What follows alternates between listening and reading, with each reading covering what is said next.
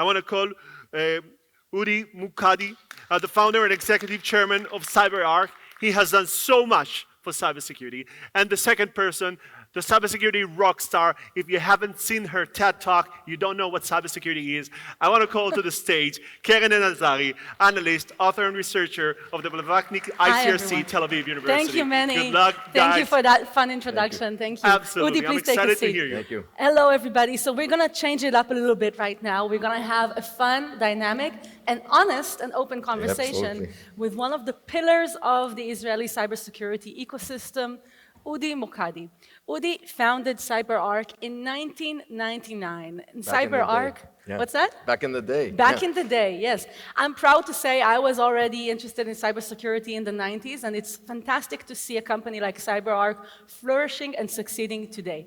Now, Udi, you're on our stage now with a new role, with a new job title. So you recently transitioned to the job of executive chairman of CyberArk. You're no longer the CEO, you're now the chairman. Tell us a little bit about that. Don't I look happier? You look a lot happier. Do you sleep better at night? Yeah, a little bit better. But first of all, it's an honor to be with you, Karen, specifically. thank you, I Udi. want to That's very say, I kind. want to tell everybody, I was really excited. Yes, I'm on a new role that we've been working on secretly after 18 years as CEO, and of which the last almost 8.5 as a public company CEO, found an opportunity to become the executive chairman of the company, where I can focus on the long-term strategy, our customer relations, partner relationships, without some of the day-to-day, but all with the eye to making CyberArk a built-to-last company, all with the eye of making this a unique, long-lasting story. And indeed, it is unique. So in this day and age, we see so many startups, so much innovation going on in Israel, but we don't see a lot of companies that can say they've been in the space as long as you have. You know, there's not a lot of companies that are in their 20s or their 30s. So what does built to last mean? With CyberArk, started in 99, went public with an IPO in 2014. Yep. What's the next stage for CyberArk? Yeah, no, I love the question, and I always say people talk about Israel as a startup nation, and it is, and it's great.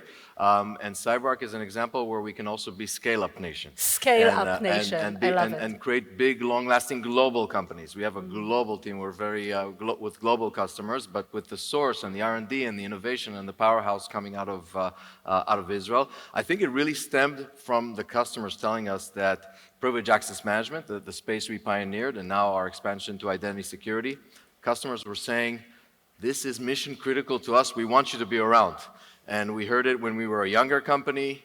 I even had some hair when I first heard it from customers. And it kind of paved the story of you don't have to be a startup that disappears and celebrates with a beach party, but then it goes away, but rather build something that can be long-lasting. And of course, now we have 3,000 employees supporting so many families, 8,000 customers. And for me, built to last means that the customers know that we're a stable public company, continue to innovate, continue to invest, expand into a broader platform, able to acquire companies, and again, like I said, continuously innovating.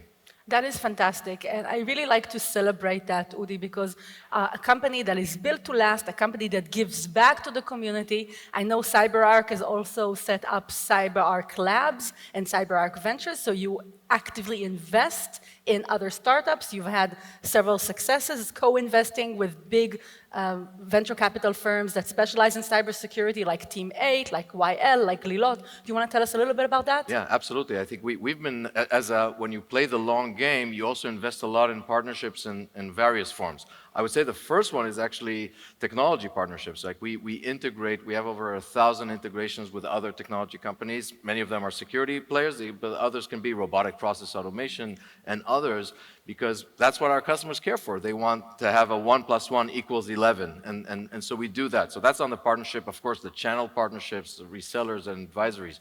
But then we saw that we also want to find other ways to support the ecosystem.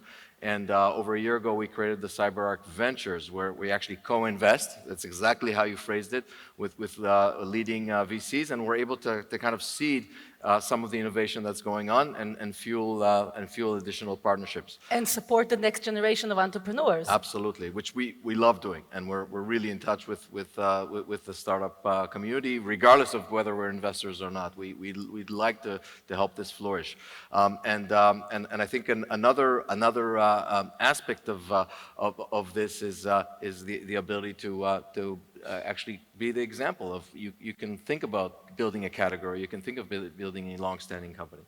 Exactly, and that's really fantastic. You've also had some success already with one of your investments with the small startup Enzo, acquired by Sneak recently. Yeah, Congratulations on that as well. Thank you. Just about 2 weeks ago. Yeah. So that's fairly new. You heard it here first, if you didn't know.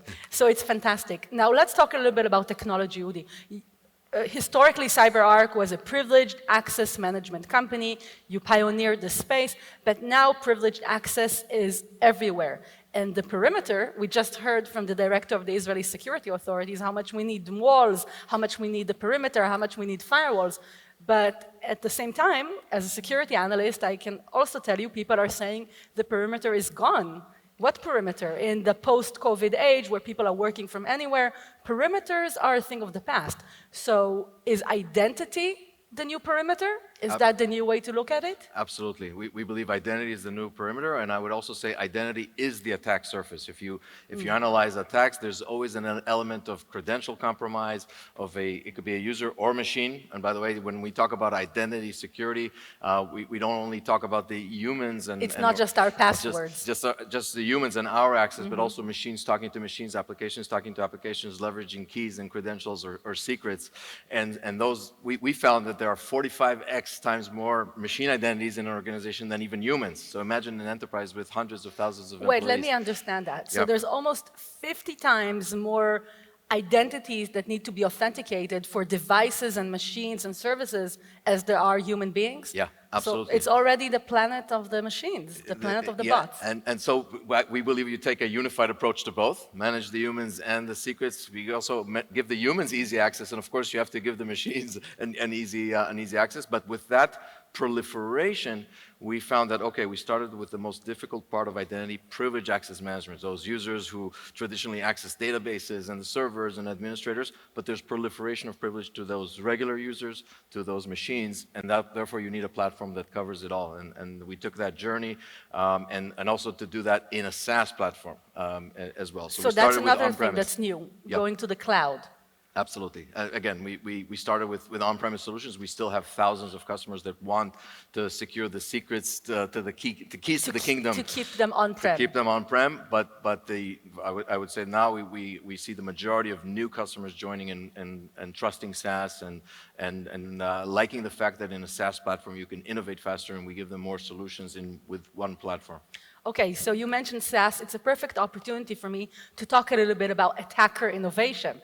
One of the innovations we've seen in the last couple of years is RAS, ransomware as a service. So criminals have been using cloud platforms and they've been using automation, and we'll talk more about that today here after lunch. But I want to hear from your perspective, Udi, about how CyberArk deals with the innovations that are happening in the attack landscape. Yeah, you mentioned CyberArk Labs earlier. I'm really proud that in our 10-story building here in Israel, the 5th floor is actually the CyberArk Labs, where we're allowing them. It's part of giving back because we're researching and it doesn't always lead to solutions for our own. We're also disclosing vulnerabilities that we find and responsible disclosures and others, but they really think like an attacker. And we bring that dimension to the entire company, that in everything we do, we have to bring the attacker to the room. We don't always like to bring the attacker to the room, but we have to as cybersecurity vendors and think about how they're innovating. And they're not just innovating in new TTPs and in new techniques, but also in their business models. We've uncovered, maybe many of you have heard things like there's intermittent fasting, there's also intermittent encryption, where if as a business model I want to run fast in my ransomware attack, they won't encrypt everything, but they'll encrypt elements of the files. And so we see things like that. We see the supply chain attacks getting more sophisticated. There's even been cascading supply chain attacks where through supply chain attack, you infect a supplier and then get to their customers. So ahead of that, we constantly have to innovate and keep that in mind. And of course, AI is one of the biggest topics. It's going to help the attacker. It's going to help the defender, and we apply that into our solutions as well. So speaking about generative AI, I recently read CyberArk research. A couple of researchers on your team decided to have a little bit of a play with ChatGPT, and they asked ChatGPT to write them a piece of ransomware. So originally, ChatGPT said, no, I can't write ransomware, it's malicious, and I can't do that. But they actually found a way to trick ChatGPT into writing the code, creating the code for malware, for ransomware, and later on, they even evolved it into a fileless, polymorphic form of ransomware, fully created by generative AI platform. And if that's something friendly researchers can do in the lab, we can only imagine what malicious attackers can do. Absolutely. We were early on to launch this research just as ChatGPT came out, and it's exactly that. It's supposed to have constraints. I'm not going to do malicious things. But then we just asked them, hey, can you give me another example of this thing that we wrote, but make it behave differently? And that's all it took for ChatGPT. And it was very easy to subvert the guidelines or the guidelines. And I think one of the things that worries about AI is AI also wants to please the requester. And so and this AI was pleasing us, and we were able to write polymorphic malware that behaved differently and to be undetected by behavioral EDR, etc. So and I think we're going to see more of that. And it's interesting, you say maybe AI is too nice. So speaking about ChatGPT, just 2 weeks ago, on this very stage, perhaps in these very seats, the CEO of OpenAI, Sam Altman, together with his chief scientific officer, were guests of Tel Aviv University. And Sam Altman said that he believes now is actually one of the best times to start a new company. It's chaotic, there's new technologies, market shifts are happening, geopolitical shifts are happening. Would you agree, Udi? Is this the best time to start a new company? And if not, what would be your advice? I think in the CyberArk journey, we did well in actually going through crises. Like we went through, many of you were not even around, but 2001, the dot-bomb blast, 2008, of course, financial crisis. And actually, when you build a company going through that, you make it really real. Like you think about your customers, you put them really at the forefront. You think about innovation. So I think starting in harder times is one thing. And the other thing, like Sam said, the fact that there's such a technological revolution, I think gives entrepreneurs an opportunity now to think differently. I would say, I would encourage those that are contemplating that to actually think big, not to set up another flower shop because there's already two flower shops successfully down on the street, but do like we did. We pioneered, we took a tough problem and pioneered a category. And I think with that, you can innovate and really do good for customers out there and for humanity. So this is your recommendation. I wonder how many entrepreneurs we have here in the room. Hands up in the air. Yeah, quite a few happy entrepreneurs also up there. So this is your advice, Udi? Start new market categories, think boldly, think big. One more piece of advice where you see pockets of innovation happening in Israel?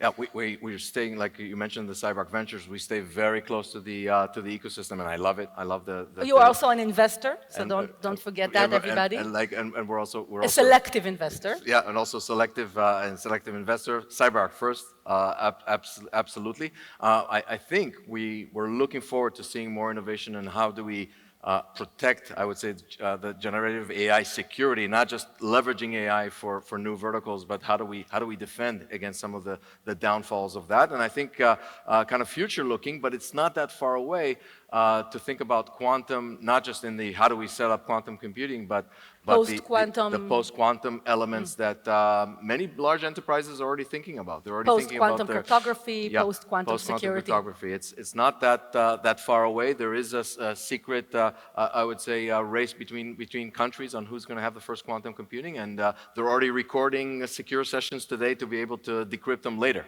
That's fascinating. Right?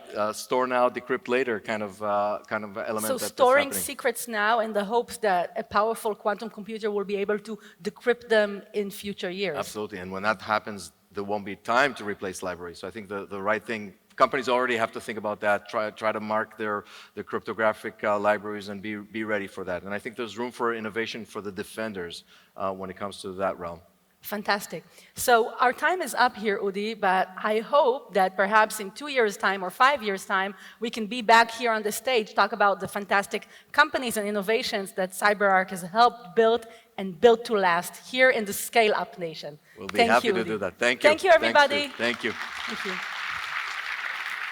Thank you. Okay. Thank you, Udi. Thank you, Karen. I told you Manny. they're going to be great.